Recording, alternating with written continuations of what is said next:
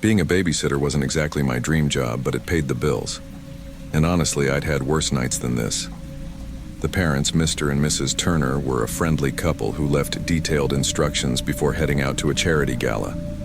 Their daughter, Lily, was a quiet 6-year-old with big, curious eyes. She didn't talk much, but she was polite. Easy job, I thought. After dinner, we watched cartoons for a while, and then I took her upstairs to put her to bed. As I tucked her in, she suddenly looked at the wardrobe and whispered, "Can you close it?" I followed her gaze to the large mirrored wardrobe across the room. Its door was slightly ajar. "Why?" I asked, smiling. She hesitated. "Because..." He's smiling again. A chill crawled up my spine. I laughed nervously. "It's just a reflection, sweetie." Lily said nothing. She simply pulled the covers up to her nose, her wide eyes never leaving the wardrobe. I walked over and shut the door. Just a kid's imagination, I told myself. But as I turned away, I caught my own reflection in the mirror, and for a split second I could have sworn it didn't move at the same time I did. I left Lily's room, shaking off the unease. I was being ridiculous, but as I reached the stairs, something made me stop. I turned back, peering into the dimly lit hallway. My eyes drifted to the mirror again. I stepped closer, watching my own reflection. Everything looked normal. My face, my clothes, my posture. Then I took a step back. My reflection hesitated before following. A cold shiver ran through me. My breath hitched in my throat. No way. I blinked hard, forcing myself to move, to ignore the paranoia creeping in. It was just a trick of the light, my tired eyes playing games with me. But as I turned away, I swore I saw something in the mirror's reflection. A shape, a shadow, and a grin. A grin that wasn't mine. I hurried downstairs, trying to shake off the feeling that something wasn't right. Sinking into the couch, I pulled out my phone and scrolled mindlessly, hoping to distract myself. But my mind kept drifting back to that mirror, to that grin. Then I heard it. A faint tapping sound. Tap, tap, tap. I froze. It was coming from upstairs. Maybe Lily had gotten out of bed. I crept up the stairs, heart pounding, each step creaking beneath me. When I reached her door, I hesitated before pushing it open. Lily was in bed, still as stone. Her breathing was slow, steady. She was asleep.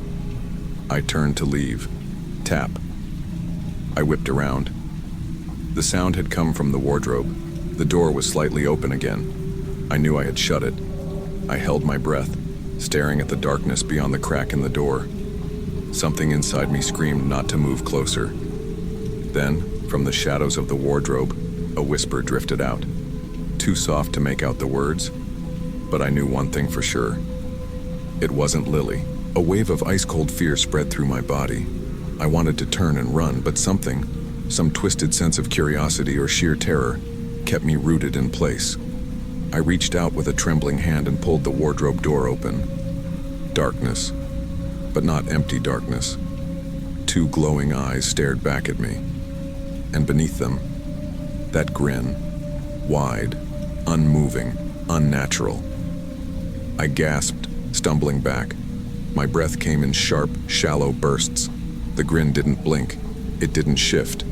Then slowly its head tilted to the side, like it was studying me. I slammed the wardrobe shut and bolted toward Lily's bed, my hands shaking as I scooped her up. She stirred, mumbling in her sleep. I didn't care. We needed to leave. But as I turned toward the door, I caught a glimpse of something in the mirror. My reflection. But it wasn't just standing there. It was smiling. And it wasn't moving with me. That night, I clutched Lily to my chest and bolted from the room, every step echoing the frantic pounding of my heart. I could feel an oppressive presence following, a chill that crawled along my skin. I stumbled down the stairs, my breath coming in ragged gasps as if the very air around me had turned against me. The hallway seemed to stretch on endlessly. Every mirror along the wall reflected my terror, and in one such reflection I saw not just my own frantic eyes, but that same unnatural smile, lingering where I had been just moments before. I dared not look too long, fearing that the reflection might slip from its confines and overtake me. I raced toward the front door. The lock resisted, its mechanism unyielding as if possessed by a force determined to trap me inside. Panic surged through me. I pounded on the door with desperate urgency, each thud mingling with my pounding heart. When the door finally swung open, I burst into the cool night, clutching Lily even tighter, as though our very survival depended on it. Outside, the night was eerily silent. The only sounds were my heavy breaths and the rapid beating of my heart. I didn't dare look back, fearing that if I did, I might catch one last glimpse of that cursed grin. I navigated the dark streets with a mind filled with frantic thoughts, desperate to escape the haunting presence that clung to me. I could still see the memory of that unyielding smile in every reflective surface, a grim reminder that even as I fled, it was following, waiting for the right moment to reappear. I knew that as long as I carried that terror with me, there was no escaping the unsettling truth. The reflection was not a mere trick of the light, but something much more sinister. After what felt like an eternity wandering the cold, empty streets, I finally reached the safety of a neighbor's porch. I collapsed onto the steps, still holding Lily, trying to catch my breath and steady my trembling hands. Every instinct screamed to call someone, but fear held my voice captive. Before I could even gather my scattered thoughts, I heard the familiar sound of a car door slamming. The Turners had returned. Their car's headlights illuminated the quiet street, and for a moment I wondered if it was all a terrible nightmare. Inside, the warm light of home beckoned, but I couldn't bring myself to go back. I clutched Lily a little tighter, the memory of that sinister, smiling reflection burning in my mind. I watched helplessly as the family reunited without a hint of the terror I had endured. Later, as I glanced into a shop window along the street, I froze. There, staring back at me from the dark glass, was my own face, still wearing that unnatural, haunting smile. I realized then that the terror was not confined to that ill-fated house. It had followed me, etched into my very being. I still live with that memory, that relentless presence in every reflective surface. And sometimes, in the quiet moments of the night, I swear I see it watching me again. The smile in the dark never truly fades. It lingers in the shadows, a reminder that some reflections are more than they seem.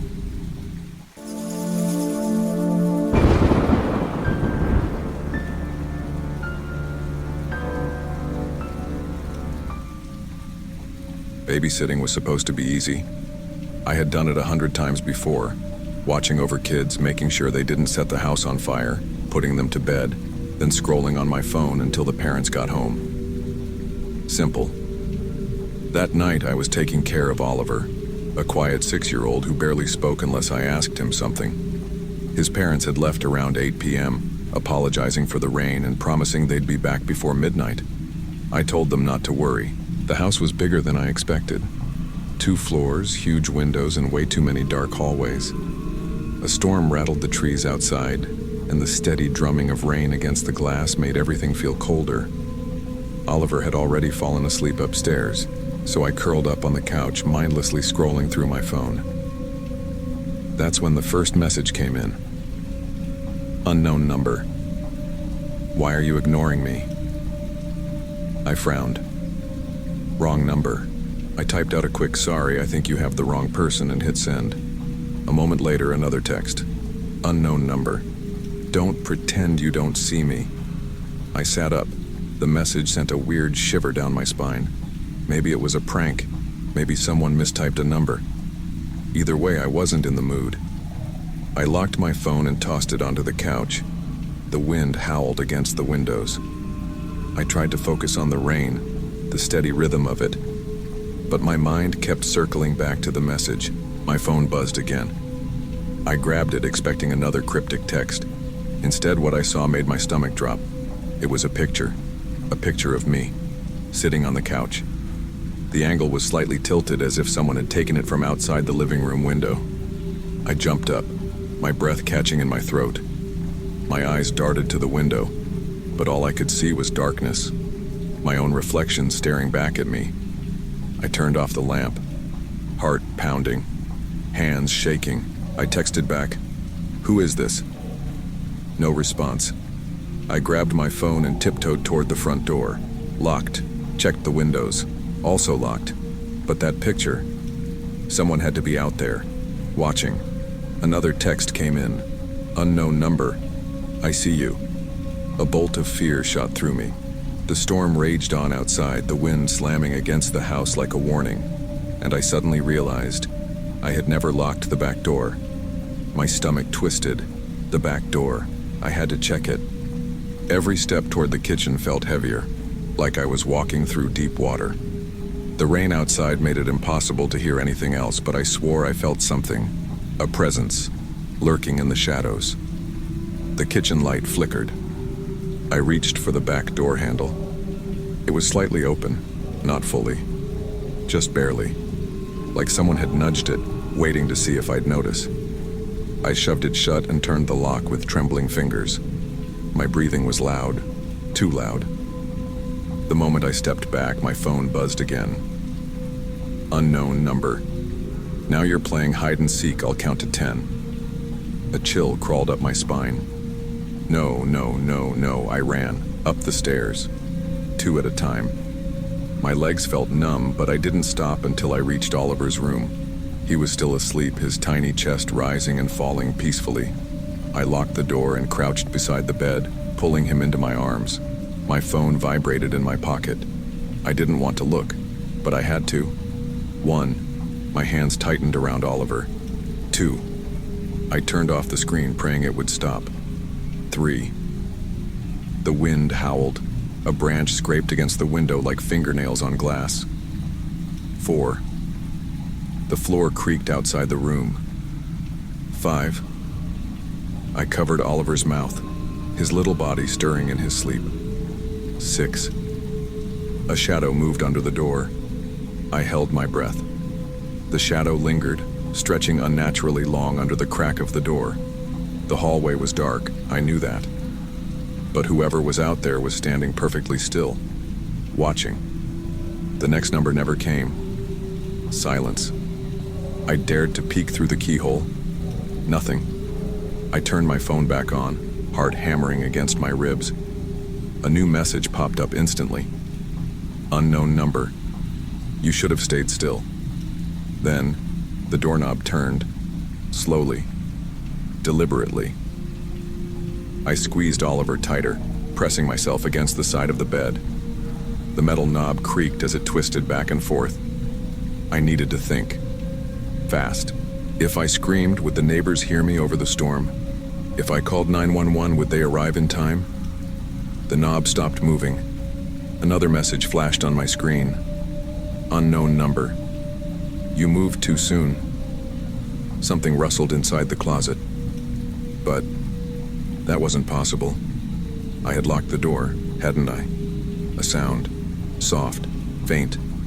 But there. Coming from inside the closet. Oliver stirred in my arms, letting out a sleepy mumble. I clamped a hand over his mouth just as the closet door creaked open. A slow, deliberate inch. I couldn't see inside. Didn't want to. My phone vibrated again. I almost didn't look. Almost. But my shaking hand lifted the screen just enough. Unknown. Number. Peekaboo. No. I bolted. One arm wrapped around Oliver, the other grabbing the desk chair and jamming it under the doorknob. The closet door swung fully open. I didn't stop to see what was inside. I ran. Window. That was our only chance. Rain pounded against the glass as I struggled to push it open. It was stiff, jammed from disuse. Footsteps pounded against the hallway floor now, racing toward the locked bedroom door. Bang! Someone slammed against it. I yanked the window again. It budged. Finally. Bang. The door cracked. I climbed onto the ledge, hoisting Oliver into my arms, heart slamming so hard it hurt. One more push. We were out. The ground was closer than I thought. A 6-foot drop. I had no choice. Holding Oliver tight, I jumped. The wet grass cushioned the fall, but pain shot through my ankle. I ignored it. No time. Oliver whimpered, but I shushed him, dragging him toward the neighbor's house. Don't look back. Just run. Halfway across the yard, my phone buzzed again. Unknown number. You forgot something. I couldn't stop myself. I looked. The window we had escaped from. Someone was standing there, a dark silhouette, tall, motionless, watching us. Then slowly he raised his hand and waved. I turned and ran harder than I ever had in my life. The police arrived minutes later, guns drawn, flashlights cutting through the rain.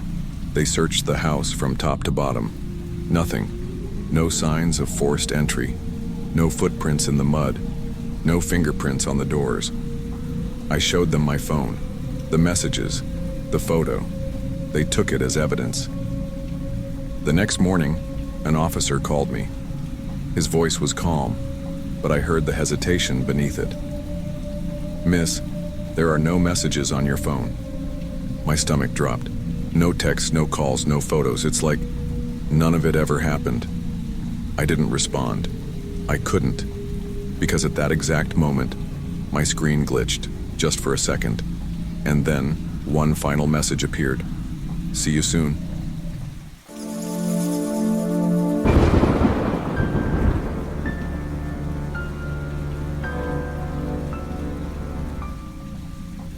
I never thought a simple babysitting job would turn into the most terrifying night of my life. It started like any other gig. I got a last-minute call from a woman named Lauren, who needed someone to watch her baby for the evening. She sounded rushed, but kind, apologizing for the short notice.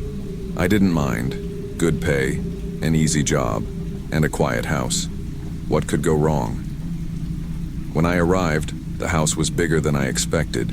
2 stories, modern design, and way too quiet. Lauren greeted me at the door, holding her baby, Elliot, in her arms. Her husband, Daniel, was already waiting in the car. Thank you so much for coming on such short notice, she said, handing me a small security tablet. This controls the cameras. We have them in almost every room. I like to check in now and then, just to feel at ease. I nodded, pretending I wasn't slightly weirded out by the idea of being watched. Elliot's already asleep upstairs. Just keep an eye on the cameras and call me if anything seems off, she added before heading out the door. I locked up behind her, took a deep breath, and got comfortable on the couch. The baby monitor was silent. The house was peaceful. It was just another normal night. Or so I thought. Hours passed and nothing unusual happened. I scrolled through my phone, occasionally glancing at the security tablet. The cameras showed empty hallways, the quiet nursery, and the dark backyard. Then, at exactly 11:47 p.m., my phone buzzed. A message from Lauren. Hey, I just checked the cameras. Who is that man on the couch? My heart stopped. I lifted my head slowly, looking at the couch across from me. It was empty. Maybe she had made a mistake. I typed back, I don't see anyone. Not even a second later, another message came. He's still there, right in front of you. A chill ran down my spine. My hands trembled as I reached for the security tablet. I tapped the screen, switching to the living room camera. And that's when I saw him. A man was sitting on the couch, right where I had been just minutes ago. He was completely still, dressed in dark clothes, hands clasped together, and he was looking directly at the camera. But when I turned around, the couch was empty. I couldn't breathe. My body froze as I stared at the screen, my mind struggling to process what I was seeing. The man wasn't moving, but his posture felt unnatural, stiff, like he was waiting for something. My phone buzzed again. Get out of there now! Lauren's words sent a wave of panic through me. I glanced at the empty couch again, my heart pounding. Was I losing my mind? I hesitated for a second too long, and then a noise, a faint creak. It came from the hallway behind me. I whipped my head around, but there was nothing there, just the dimly lit corridor leading to the nursery. Something was wrong. Very, very wrong. I grabbed my phone and the baby monitor, my fingers trembling as I bolted up the stairs. Every step felt like a lifetime. My mind was screaming at me to leave, but I couldn't. Not without Elliot. I reached the nursery and shut the door behind me, locking it with shaking hands. The baby was still peacefully asleep in his crib, completely unaware of the growing horror unfolding around us. Then, another notification, a motion alert, from inside the nursery. I didn't want to look. Every instinct in me screamed to not check the camera, to grab the baby and run. But my hands moved on their own, pulling the security tablet closer. The nursery camera feed flickered to life. And there he was. The same man, now standing right next to the crib. I clapped a hand over my mouth, choking down a scream. My brain tried to rationalize it. It's a glitch. It has to be. But deep down, I knew. This wasn't a glitch. My hands trembled as I turned my head ever so slowly, but the room was empty. I could hear my own heartbeat in my ears. Then, the baby stirred. A small whimper. His tiny hands twitched in his sleep. And then, a whisper. So soft, so close, it sent ice through my veins. You can't see me, but I can see you. The nursery door rattled. Someone was trying to open it.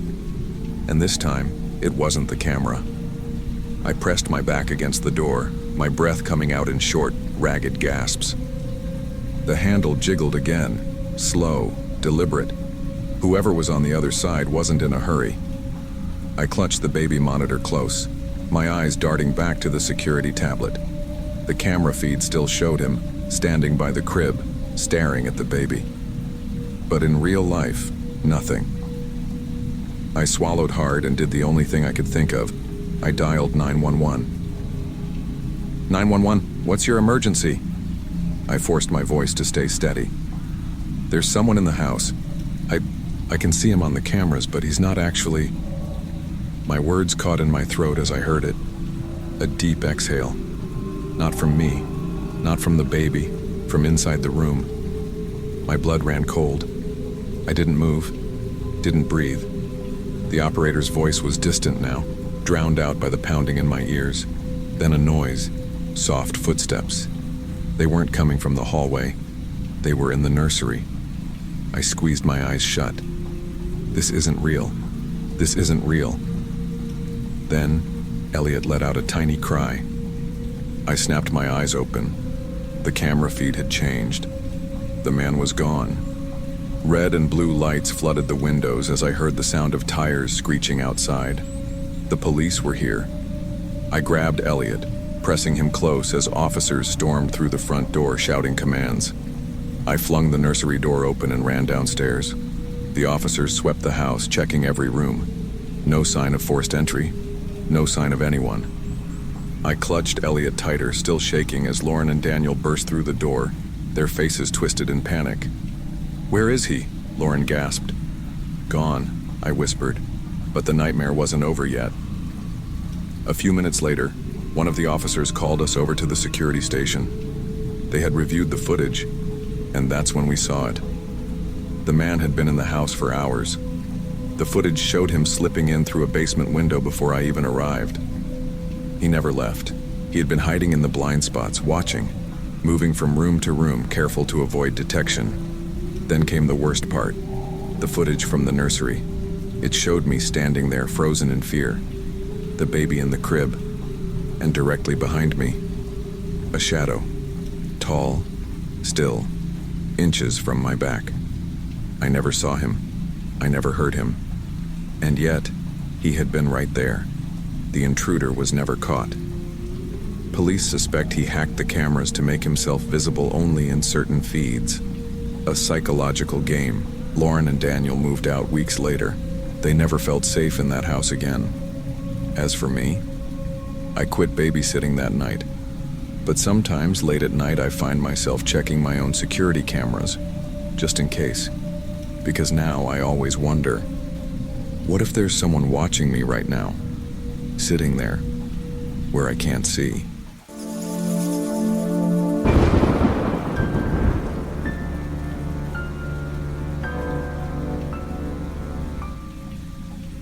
The notification popped up on my phone while I was finishing dinner, a new babysitting request. That wasn't unusual. Last-minute gigs happened all the time, but this one was different. Urgent request, overnight babysitter needed, single child, 8 years old, payment, double rate. Client, Mr. Callahan. Double rate? That alone was tempting. But then I noticed the address, a house on the outskirts of town, a quiet neighborhood I wasn't familiar with. Something about it made me pause. Why would someone need an overnight babysitter with no advance notice? And why pay extra? I hesitated for a moment, but eventually replied, confirming the job. The agency approved it within minutes. The extra cash was too good to pass up. By 8:45 p.m., I pulled up in front of the house. It was normal. 2 stories, porch light on, a neat front yard. Not at all what I expected. Still, as I stepped out of my car, an uneasy feeling settled in my stomach. I rang the doorbell. A moment later, the door creaked open and a tall man in his late 40s stood there. His face was unreadable, his eyes dark and calculating. "You must be the babysitter," he said. His voice was calm, too calm. "Yes," I replied, forcing a smile. "I'm here for—" Before I could finish, he stepped aside and gestured for me to enter. "Come in." The moment I stepped inside, I noticed something off. The house was clean, organized, but it felt empty. No toys, no family photos, no signs that a child even lived here. I followed Mr. Callahan into the living room. "Your son is already asleep," he said, motioning toward the dimly lit hallway. "His room is down there." I nodded, still feeling that uneasy sensation gnawing at me. Something wasn't right. Trying to act casual, I glanced around. No framed pictures on the walls, no school backpacks, no scattered crayons, no stuffed animals, nothing that hinted at an 8-year-old child living in this house. "Would you like me to check on him?" I asked, keeping my voice steady. He hesitated just for a fraction of a second. Then he gave a small, stiff smile. "That won't be necessary. Just make yourself comfortable." That answer didn't sit right with me. As soon as he walked away, I headed toward the hallway, my footsteps silent on the wooden floor. The door to the supposed child's room was slightly open. I pushed it gently. The bed was empty. Everything was neat, untouched. There were no signs that anyone had slept there at all. A chill ran down my spine. Where was the child? My hands felt clammy as I stood in the empty room, staring at the untouched bed. The air was heavy, thick with something I couldn't explain. Where was the child? I took a slow step back, forcing myself to breathe. Maybe I was overthinking. Maybe Mr. Callahan just kept a very clean house. But something inside me screamed that wasn't the case. Pulling out my phone, I quickly typed a message to the babysitting agency. "Hey, just confirming. This is for Mr. Callahan, right?" I pressed send and slipped my phone back into my pocket, trying not to look suspicious as I walked back to the living room. Mr. Callahan was already sitting in his armchair, a book open in his lap. His eyes flickered toward me as I entered. "Everything all right?" he asked. I forced a smile. "Yeah, just wanted to check on him, but I didn't want to wake him." His lips curled into something that was supposed to be a smile, but it didn't quite reach his eyes. "Good," he said simply. I sat down on the couch, pretending to check my phone as if I was scrolling through something random. In reality, I was waiting for a response from the agency. A full minute passed, then another. Finally, my phone vibrated. I looked down. The reply was short. "We have no record of that client." I stared at the message, my pulse hammering in my ears. What? That didn't make sense. They had assigned me this job. Unless... I swallowed hard, my fingers tightening around the phone. I needed to get out. I tried to stay calm, but my breathing felt shallow, my mind racing through every possible explanation. Maybe it was a system error. Maybe the agency forgot to log him. Or maybe, just maybe, I wasn't supposed to be here. I decided to test something. Slowly, I rose from the couch. "Hey, I just realized I left something in my car." I said casually. Mr. Callahan didn't move. What did you forget? I swallowed. Just my charger. My phone's low. He tilted his head slightly, watching me too closely. I have chargers here. I forced a laugh. Yeah, but it's a special one. My phone is kind of weird with other... I reached for the front door handle. It didn't budge. I turned it harder. Locked. A cold sweat formed on the back of my neck. I turned slowly. Mr. Callahan was still sitting, but now his book was closed and his eyes were locked onto mine. You seem nervous, he said. I forced a shaky laugh. Oh no, He stood up. Something inside me screamed, "Run." I swallowed hard, my back pressed against the locked door as Mr. Callahan took a slow step forward. His expression was unreadable, but there was something in his eyes. Something wrong. You shouldn't try to leave, he said, his voice eerily calm.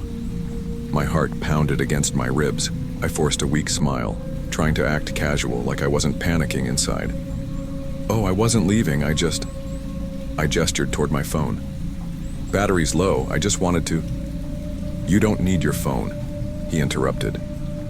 The room suddenly felt smaller. My pulse roared in my ears. I glanced toward the windows. The curtains were drawn, thick and heavy. I hadn't even noticed before, but they weren't normal curtains. They looked reinforced. No one could see in. No one could see out. I took a deep breath, trying to keep my voice steady. I'd really feel better if I could charge it. For a long moment, he just stood there watching me. Then he nodded once. Fine. He turned and walked toward a drawer near the bookshelf, opening it slowly. My eyes darted toward the kitchen. If I was going to run, that was my best bet. I just needed a few more seconds. As soon as Mr. Callahan turned his back to me, I moved. Quick, silent steps toward the kitchen. If I could just reach a back door or a window. A loud creak echoed through the room. I froze. I turned my head slightly. Mr. Callahan hadn't moved, but I could feel him watching me.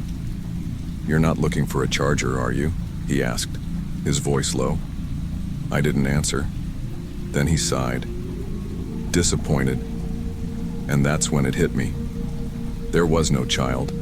There never was. I wasn't hired to babysit. I was lured here. I was the target. A slow chill crawled up my spine. I had to get out, now. My mind screamed run, but I forced myself to stay calm. If I panicked, he would expect it. I glanced toward the kitchen, my best chance. But I needed a distraction. Look, I said, forcing my voice to be steady. I think there's been a misunderstanding. I was just hired to watch your son, but if there's no child, I should probably go. Mr. Callahan tilted his head slightly. You think you can just leave? His voice sent ice through my veins. He took a step forward. That was my chance. I turned and sprinted toward the kitchen, my feet pounding against the floor. I didn't care about being quiet anymore. I needed to get out. I grabbed the first thing I saw, a heavy glass bowl, and threw it at the window. Crash. Glass shattered. Cold air rushed in. I didn't hesitate. I climbed onto the counter and pushed myself through the broken frame, feeling sharp edges slice against my arms. The second my feet hit the ground outside, I ran. I didn't look back. I didn't stop running until I reached the main road. My hands trembled as I dialed 911. There's a man. He trapped me in his house. He lied about needing a babysitter. Please, you have to hurry. The operator kept me on the line until a patrol car pulled up. 2 officers stepped out, scanning me up and down. You're the one who called? I nodded frantically. The house. He's there. The officers exchanged a look before heading toward the property. I watched from the side of the road, heart pounding. I expected shouting, maybe even a struggle, but there was nothing. Minutes later, one of the officers returned. We checked the house, he said, his expression unreadable. It's empty. I blinked. No, that's impossible. He was just there. I was just inside. But the officer shook his head. There's no furniture. No signs of anyone living there. The place is abandoned. I opened my mouth to argue, but then I saw it. My phone screen was still open to my last message with the agency. And there, at the bottom, was a new text from an unknown number. You were never supposed to leave. I felt the world tilt around me. Mr. Callahan wasn't just gone. He was never there to begin with. Every new subscriber adds a light in the darkness. Will you leave this place in shadows, or help us keep the stories alive?